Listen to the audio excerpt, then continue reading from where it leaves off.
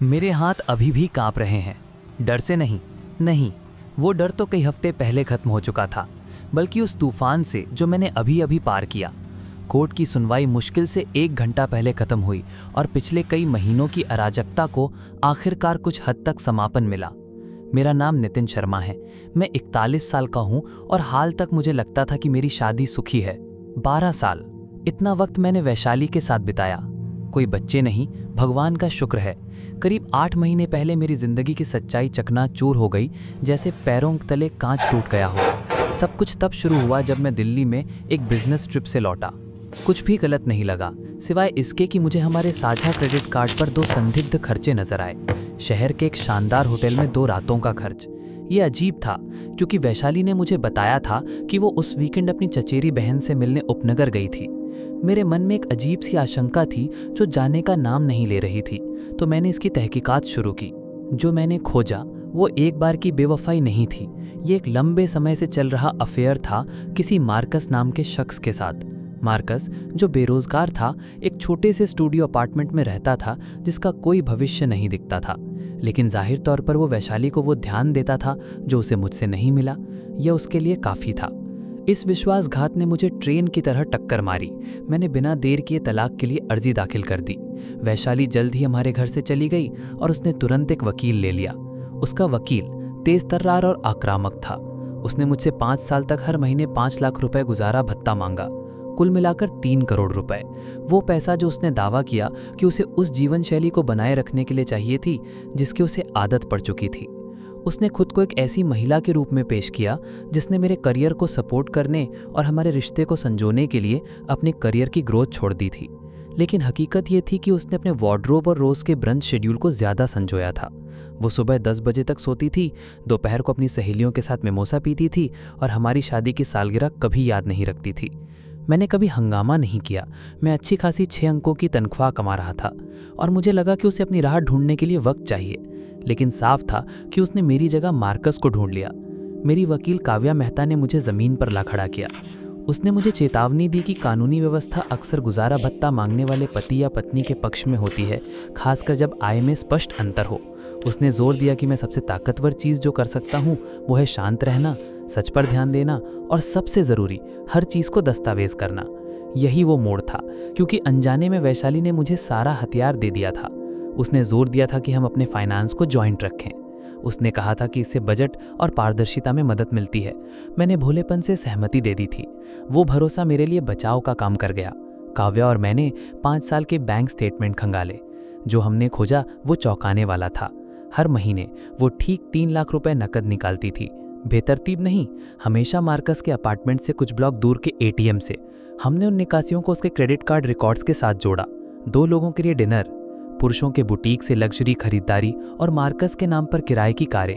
हमने इसे एक मोटे दस्तावेज में संकलित किया, जिसे काव्या ने मजाक में वैशाली फाइल्स कहा। यह व्यापक था। तारीखें, रकम, रसीदें, स्क्रीनशॉट्स, हर वो छलपूर्ण कदम जो उसने मेरी वफादार पत्नी होने का नाटक करते हुए उठाया था। फिर सुनवाई का दिन आया। उसका वकील पहले बोला। उसने ऐसा जताया जैसे वैशाली ने मेरे लिए सब कुछ कुर्बान कर दिया था, जैसे मुझे उसके जीवन शैली के लिए भुगतान करना होगा। वैशाली वहां नकली आंसुओं के साथ बैठी थी, ये बताते हुए कि उसने कितना कुछ छोड़ा था। उसने स्पा बिल और मेरे द्वारा खरीदे गए लग्जरी गिफ्ट्स की तस्वीरें तक दिखाईं, जैसे कि वे सुख सुविधाएं मेरी ओर से कोई आध्यात्मिक दायित्व थीं। जब हमारी बारी आई, जज दीप्ति गुप्ता ने मेरी ओर देखा और पूछा कि हमारे पास कुछ जमा करने को है।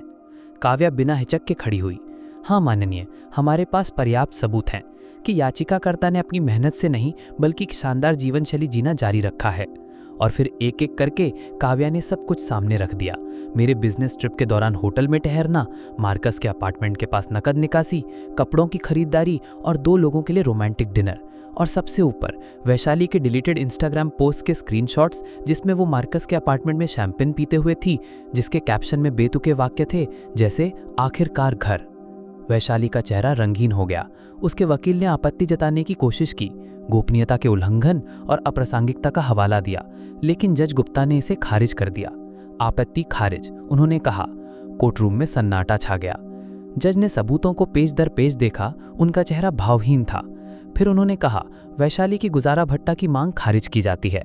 इतना ही नहीं, जज गुप्ता ने उनके कार्यों को योजनाबद्ध धोखा करार दिया, यह नोट करते हुए कि उन्होंने अपनी वित्तीय स्थिति और जीवन शैली का ब्यौरा देते समय कोर्ट को गुमराह किया, जरूरतों को गलत तरीके से पेश किया था। मैं उस कोर्टरूम से सिर्फ अपनी कमीज और अपनी गरिमा के साथ बाहर निकला। दूसरी ओर वैशाली को वो गुजारा भत्ता नहीं मिला जिसे वो अपनी हकदारी समझती थी, और उसकी प्रतिष्ठा को गहरा धक्का लगा।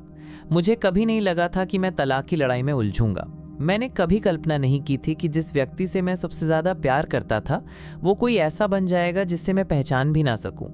लेकिन इस गंदगी से मैंने एक चीज़ सीखी, भरोसा अनमोल है, और एक बार जब वो टूट जाता है तो जो पीछे छूटता है वो प्यार नहीं, युद्ध है। जज ने दस्तावेजों को देखा, अपने चश्मे को ठीक किया और शांति से कहा, आपत्ति खारिज, आगे बढ़ें। मैंने वैशाली की ओर नहीं देखा, लेकिन मुझे उसकी घूरती नज़रों की गर्मी महसूस हुई, जैसे कि मैंने सच बोलकर उसे धोखा दिया हो, जैसे कि उसके झूठ को उजागर करना उसकी बेवफाई या मेरे पैसे से उसका अफेयर चलाने की हिम्मत से ज़्यादा अपमानजनक था। काव्या ने सबूत पेश करने के बाद जज ने अपनी सीट पर पीछे झुककर बिना हिचक के कहा, मैंने काफ़ी देख लिया। गुजारा भत्ता की मांग तुरंत खारिज कर दी गई। वैशाली को एक पैसा भी नहीं मिला, लेकिन जज का अंतिम बयान मेरे साथ सबसे ज़्यादा रहा। यह स्पष्ट है कि याचिकाकर्ता को जीवित रहने के लिए संघर्ष नहीं करना पड़ रहा, वह अपने फैसलों के परिणामों को प्रतिवादी पर डालने की कोशिश कर रही है। यह कोर्ट ऐसे दुरुपयोग का समर्थन नहीं करता। वैशाली ने एक शब्द भी नहीं कहा। वह खड़ी हुई, कोर्टरूम से तूफान की तरह बाहर निकली, और उसका वकील उसे शांत करने की कोशिश करता हुआ उसके पीछे चला गया। मैं वहां ठगा सा खड़ा रहा, स्तब्ध। सालों की धोखेबाजी, गैसलाइटिंग, भावनात्मक हेरफेर और विश्वासघात, सब कुछ आधे घंटे में सामने आ गया था। जब मैं आखिरकार बाहर निकला, सूरज की रोशनी मेरे चेहरे पर पड़ी और मैंने महीनों में पहली बार सच्ची सांस ली। यह जीत का एहसास नहीं था, यह मान्यता थी। सच आखिरकार सामने आ गया था और यह काफी था। लेकिन मुझे लगा कि यह खत्म हो गया, मैं गलत था। फैसले के सिर्फ 2 दिन बाद फोन बजने लगा। पहले कुछ क्लाइंट्स, फिर और। हर कोई चिंतित होकर पूछ रहा था कि क्या अफवाहें सच हैं। हैरान होकर मैंने ऑनलाइन देखा और वहां था। वैशाली ने सोशल मीडिया पर मेरे खिलाफ पूरी तरह से बदनामी का अभियान शुरू कर दिया था। उसने खुद को एक टूटी हुई पत्नी के रूप में पेश किया, जिसे एक ठंडे दिल वाले पुरुष ने ठुकरा दिया। वीडियो दर वीडियो में वो कैमरे के सामने रोती थी, मुझ पर भावनात्मक शोषण, परित्याग और कानूनी व्यवस्था का दुरुपयोग करने का आरोप लगाती थी, क्योंकि मैं उसकी वृद्धि को संभाल नहीं सकता। प्यार में पड़ना कोई अपराध नहीं है, वो नकली आंसुओं के साथ चिल्लाई, अपनी कहानी को अपने तरीके से बयान करते हुए। मैंने धोखा नहीं दिया, मैंने विकास किया। वो मेरा साथ नहीं दे सका। प्रतिक्रिया तुरंत थी। मेरा इनबॉक्स गालियों से भर गया। अजनबी मुझे नार्सिसिस्ट, हेरफेर करने वाला राक्षस कहने लगे। और इससे भी बुरा, उसका नया बॉयफ्रेंड मार्कस, वही जिसके साथ उसने धोखा किया था, उसने एक शर्टलेस फोटो पोस्ट की जिसके कैप्शन में लिखा था, असली मर्दों को प्यार खरीदने की जरूरत नहीं पड़ती, वे उसे प्रेरित करते हैं। और वैशाली ने हर पोस्ट में मेरे बिजनेस को टैग किया था। यह साफ था कि अगर वो कोर्ट में नहीं जीत सकती थी तो वो मुझे सार्वजनिक रूप से बर्बाद करने की कोशिश कर रही थी। काव्या, हमेशा की तरह पेशेवर, ने मुझे चुप रहने की सलाह दी, लेकिन मेरे द्वारा बनाई गई हर चीज़ पर हमला होते देखना, जबकि वह पीड़ित बनने का नाटक कर रही थी, ने मुझे कार्रवाई करने के लिए मजबूर किया। हमने मानहानि का मुकदमा दायर किया। डिजिटल सबूतों के लिए समन जारी किए गए, स्क्रीनशॉट्स, टेक्स्ट, ऑडियो रिकॉर्डिंग्स। सबसे दमदार सबूत एक वॉइस मैसेज था जो वैशाली ने अपने एक दोस्त को भेजा था, जिसमें वो हंसते हुए बता रही थी कि वो मुझे खलनायक बनाकर दिखाएगी। मैं टूटी हुई पत्नी की तरह दिखूंगी और शायद मुझे इसके लिए कुछ स्पॉन्सर्स भी मिल जाएंगे, उसने घमंड से कहा। उसका प्लान यही था, सार्वजनिक सहानुभूति का शोषण करना और अपनी बेवफाई को किसी तरह के साहसिक नारीवादी पुनर्जनन के रूप में पेश करना। और ठीक जब मुझे लगा कि यह और ज़्यादा विचित्र नहीं हो सकता, मुझे वैशाली की माँ दीपिका का फ़ोन आया। मैंने उनसे सालों में बात नहीं की थी। उन्होंने मिलने की गुजारिश की, कहा कि यह ज़रूरी है। मैं हिचकिचा रहा था, लेकिन जिज्ञासा ने मुझे मना लिया। हम एक छोटे से कैफ़े में मिले। उन्होंने कोई ड्रिंक भी नहीं मांगा। वह बैठी, मुझे सीधे देखा और बोली, मुझे माफ़ करना, मुझे नहीं पता था कि वह तुम्हारे साथ ऐसा करेगी। उन्होंने मुझे बताया कि वैशाली ने कॉलेज में अपने पूर्व मंगेतर के साथ भी यही किया था। उसका अपार्टमेंट इस्तेमाल किया, उसकी बचत खाली कर दी, धोखा दिया, और जब उसे पता चला तो उसे भूत की तरह छोड़ दिया। दीपिका ने बताया कि वैशाली का एक पैटर्न है, कोई स्थिर व्यक्ति ढूंढो, उसे निचोड़ लो, और जब झूठ सामने आए तो पीड़ित बन जाओ। लेकिन फिर उन्होंने कुछ ऐसा बताया जो मेरा खून ठंडा कर दिया। वैशाली ने एक फैमिली क्रेडिट यूनियन के जरिए 40 लाख रुपए के पर्सनल लोन के लिए दीपिका के सिग्नेचर जाली से किए थे। दीपिका को तब पता चला जब कलेक्टर्स ने फ़ोन करना शुरू किया। वह बेकाबू हो रही है और वो अपने साथ हर किसी को नीचा गिरा देगी, किसी को नीचे खींच लेगी। उसी शाम काव्या को एक अनाम ईमेल मिला जिसमें और ऑडियो रिकॉर्डिंग्स थी। इस बार वैशाली मार्कस पर चिल्ला रही थी, उसे दयनीय बता रही थी, कह रही थी कि उसने उसे सिर्फ मुझसे बदला लेने के लिए इस्तेमाल किया था, वो सिर्फ एक रिबाउंड था। वो चीखी, नितिन को पता नहीं चलना चाहिए था, मैं बस फिर से चाहा जाना चाहती थी। हमने ये सब मुकदमे में जोड़ा। 2 महीने बाद हम फिर कोर्ट में थे। वैशाली का नया वकील था, उसका पुराना वकील उसे छोड़ चुका था। वो थकी हुई लग रही थी, उसकी आंखों में अब कोई चमक नहीं थी। जज ने सब कुछ देखा, उसके वीडियोस, पोस्ट्स, टेक्स्ट्स, रिकॉर्डिंग्स। जब सब कुछ खत्म हुआ तो फैसला तेज और कटु था। वैशाली को मुझे 75 लाख रुपए का हर्जाना देना था। उसे एक औपचारिक सार्वजनिक खंडन भी जारी करना था, वरना उसे अवमानना के आरोपों का सामना करना पड़ता। वैशाली ने ना तो रोया ना माफ़ी मांगी। वो बस खड़ी हुई, कुछ बुदबुदाई कि उसे गलत समझा गया है, और अकेले कोर्टरूम से बाहर चली गई। और जब वो उन दरवाज़ों से गायब हुई, मुझ में कुछ आखिरकार शांत हुआ।